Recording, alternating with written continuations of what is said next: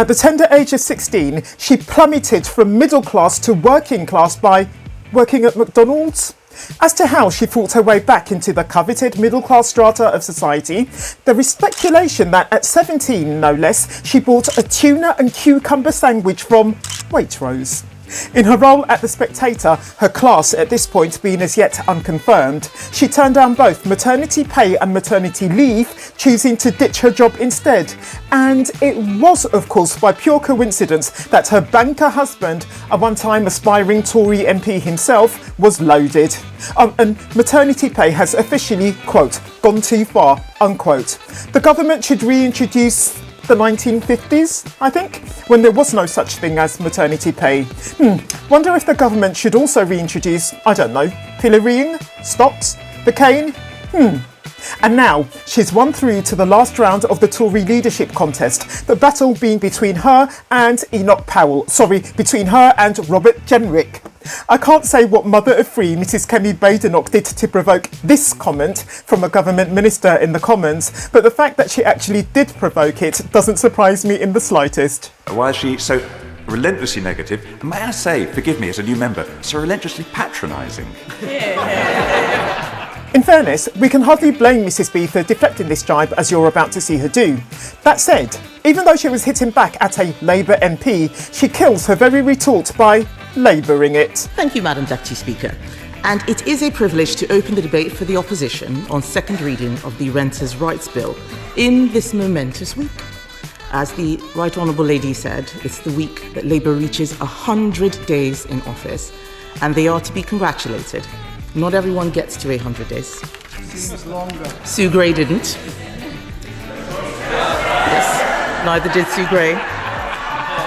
That's the point. Not everyone gets to 100 days. And so we congratulate them. Be sure to subscribe, give the video a like and drop a comment. That will mean a lot to me. Some pot calling the kettle black for you now. Is Mrs Badenoch's voice too deep for her to be Prime Minister? We have some things in common. Not much. We were both born in 1980, although I'm older. Vote yes or no in a comment below. And before you ask, the only thing I'll ever run for is the bus home from my elocution lessons, because I've since graduated from my electrocution lessons. So the way my own voice sounds doesn't matter. Anyway, let Mrs B take another dig at the government. But so far, the only real actions that we've seen are the noisy infighting and chaos resulting in the hurried reset that we saw over the weekend. Oh dear. Madam Deputy Speaker, this Renters' Rights Bill will be more chaos. The first time we faced each other across the dispatch box, I warned the Right Honourable Lady that she was being stitched up by the PM and the Chancellor. I also told the Right Honourable Lady that we were here to help, and we shall do so, especially as it's been a particularly rough time to be a woman in the Labour Party. Not just Sue Gray sacked, soon to be awarded with what Winston Churchill called a disappearage. The Honourable Member for Canterbury also took the brave decision to leave the Labour Party, and I have followed her career in this place closely, and although we do not agree on everything, she is very brave. All very well, that knife twisting, only... Point of order. Madam Deputy Speaker, this is debate on the Renters' Rights second reading. The Shadow Minister is all over the place. Oh dear, right back at you, Mrs B. Thank you for that point of order. I am sure that the Shadow Minister will come back to that subject. Shadow Minister. I am still on that subject, Madam Deputy Speaker. And as I was saying... Because Rosie Duffield's resignation from the Labour Party, which came at the end of September 2024, plays directly into the Renters' Right Bill. I must be missing something, but then I am but a lowly Burger King crew member. And as I was saying, the member for Canterbury took the brave decision to leave the Labour Party, and I have followed her career in this place closely. And although we do not agree on everything, she is very brave. So perhaps the Secretary of State might well be feeling nervous, because as she brings this bill, I know her department is already breaking promises of its own. It promised a new national planning policy framework within 100 days.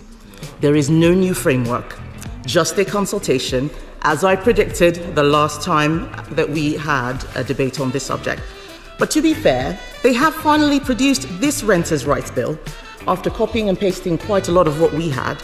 and yet it is still not ready. And it is not ready because the truth is that they cannot fix the rental market by tying it in knots with further interventions and directives. The simple truth is that this bill will not work. The proposals will fail. And we know it will fail because this approach has been tried.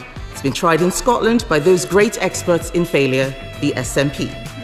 Research by housing experts Indigo House found that none of the Scottish legislation since 2017 has had the impact of protecting the majority of private residential sector tenants against excessive rent increases or high advertised market rents. It discovered that tenants found it more difficult to find a home and that there was a particularly negative impact on those in greatest need, including homeless households and those with less economic power, including those claiming welfare benefits. Give way. Mrs B now gets some backup from one of her buddies in the opposition. Give way. Friend, give way. She's making a powerful speech about an important subject. I don't know if the Shadow Secretary of State is familiar with the reports from the Scottish Housing Network only this week that revealed that of landlords who are providing their homes to tenants, 16% are reducing their supply and fully 12% are looking at leaving the sector as a result of precisely this sort of attempt to over-regulate what would otherwise be a free market. Back over to you, Mrs B. I thank the Right Honourable Gentleman for his intervention. I have not seen that specific report, but I have seen others that indicate that this is what is happening. We have to be careful. And Madam Deputy Speaker, I do appreciate what the government wants to do. It wants to make renting more secure and affordable. We want to do so as well. But this bill will not achieve that. It will have the opposite effect, as we have seen in Scotland. Because, as this government is going to find out over the course of this parliament, you cannot buck the market. And I worry about the right to... I give way. Giving way to the other side, I think, is something that MPs are required to do. I don't think it comes out of graciousness. When your previous government was intending to bring forward measures such as this, and do you recall exactly why the previous government failed to do this? No. Yes, I do recall, and the reason why it did not get through is because we recognise the flaws in the bill. And so this is what I mean when I say that I worry about the Right Honourable Lady. Because the bright young things in Downing Street who have sent her out with this bill don't care if it fails. They will take the credit today. She will get the blame tomorrow. And what tenants will get is bad regulation, shortages and higher prices, as we have seen in Scotland. Prices that will be paid by tenants, especially young people and the less well-off. I'll give way. I don't believe for a minute that what this government minister now asks is actually a serious question. This time it's the government doing the deflecting.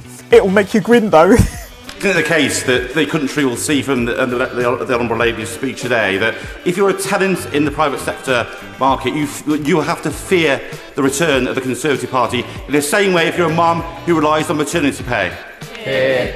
I think that is a... See? This is, of course, a very easy suggestion for Mrs B to dismiss. I think that is a nonsense statement to make. The fact is that tenants are not going to be able to find properties to rent in the first place. That is the point that we are making. And it seems to me from the intervention that the Honourable Gentleman has made is that they still do not understand these concepts. Prices that will be paid by tenants, especially young people and the less well-off, is what we're worried about. In England, demand is rising, but availability is not keeping up. 47% of landlords have either attempted to sell a property in 2023 or are thinking about it. The biggest reason? Fear of new laws. I give way.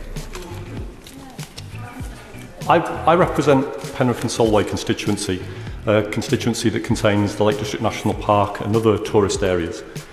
Does the Honourable Member recognise that the last government's failure to introduce the promised reforms on Section 21 has led to many private landlords moving out of the private rental sector and into the holiday let market? You know, your amendment says here this will reduce the supply of housing. I thank him for his comments. Private landlords will react to legislation that is being brought in. And this is the point that we are making, that we are reducing housing for the private rented sector by bringing in these sorts of regulations. 56% of landlords cited incoming legislation from the Renters Reform Bill as a factor in their decision to sell. That was our bill. So we already recognise the flaws there. That reduction in supply is bad for tenants as well as bad for landlords. We are losing homes in the private rented sector. I give way. Very much. Does the honourable member recognise that the reduction in supply over the past few years has been primarily down to the increase in interest rates over the past couple of years, which has driven landlords out of the sector? And actually, a sector that is fundamentally broken requires the government to take action to provide security for those that need a home for themselves and their children. Of course we want people to have security in homes, but in order to do that, we need to increase supply. We did what we could when we were in government, and we will help this government to deliver. But the fact I'm not sure that the government wants any help with governing the country from the people who allegedly left the country with a £22 billion black hole. Just saying. And as for doing what you could to help renters in your 14-year term of government, not sure how helpful the recession and the cost of living crisis actually were to the said demographic. But the fact of the matter is that this legislation is not going to help. We would love it if it did. We tried to make it work and we couldn't. It was having negative effects. Landlords. Time for Mrs. B to sum her point up, I reckon. It is painfully clear to anyone who understands markets that this bill will act as a powerful disincentive for anyone to rent out their property. Most tenants do not have friends and family to rent from, and unlike the Labour Party, they do not have millionaire donors to put them up. So ooh, that punch 100% landed, ooh. Do all women going off work to have a baby have a very wealthy husband to support their family and feel that maternity pay is actually too high? Just wondering. So they will suffer most when supply goes down and rents go up. I give way. Thank you for giving way. Could I just ask, if it was so patently obvious and it was such a fundamental principle of property rights, why it is everyone on these side of the benches, including yourself, stood on a manifesto that committed to it? Isn't the truth is that it's not that you didn't think it would work, it's just that you absolutely, like on many things, failed to deliver? Well, Mrs. B? Well, I'm afraid to say that there's a big difference between having a headline in a manifesto and seeing the detail, as many of the MPs on that side of the House are soon going to find out. Their Prime Minister could not answer the question about whether or not they were going to increase taxes or not this afternoon. It's very easy. Campaigning is easy. Governing is hard. Or, to put it in other words, all MPs are dishonest and unreliable. Sounds about right to me. Anyway, let's cut out more of the bitchy back and forth between the two sides of the House and get the answer to the mystery created at the start of the bid. It's absolutely extraordinary to hear the strong opposition for every part of this bill from the Right Honourable, my Right Honourable member. Or maybe I'm mistaken. Maybe she isn't opposed to the parts of the bill which will protect children from getting breathing problems and ending up being hospitalised. Maybe she isn't against the protections that the bill introduces so that people can finally live in decent accommodation. Because if she isn't opposed to that, what is she opposed? Why is she so relentlessly negative? And may I say, forgive me as a new member, so relentlessly patronising? Mrs. B's response to this criticism is decidedly giggle-worthy. I don't mean to be patronising, but it is quite difficult. It is quite difficult when there are very, very clear issues which have precedence, as we said in Scotland. The question isn't why I'm being patronising. The question is why are they ignoring what has happened when these proposals have been tried in another part of the UK? That is a serious problem. And the fact of the matter... Mrs. B's just admitted that she can't control her own behaviour. Let's now take a very revealing point from a Lib Dem member. Right. I thank her for giving way. 25% of Conservative MPs are landlords. Do you think that this has any bearing on the Conservative Party's position on this bill? Mrs. B now returns with a strong point of her own. It's just not against the party that just exposed her party. If anyone has an issue with landlords in this House, it is the Labour members. I noticed that the member for Ilford South ran away before this bill started. I think they should look at themselves, and I think that he probably better check his fellow party members before asking that sort of question. Sorry, but I am now convinced that Mrs B's voice is too deep for her to be Prime Minister. If she does become PM though, please totally forget that I said this. If you've enjoyed this video, I recommend you to watch this one next. I'll meet you there.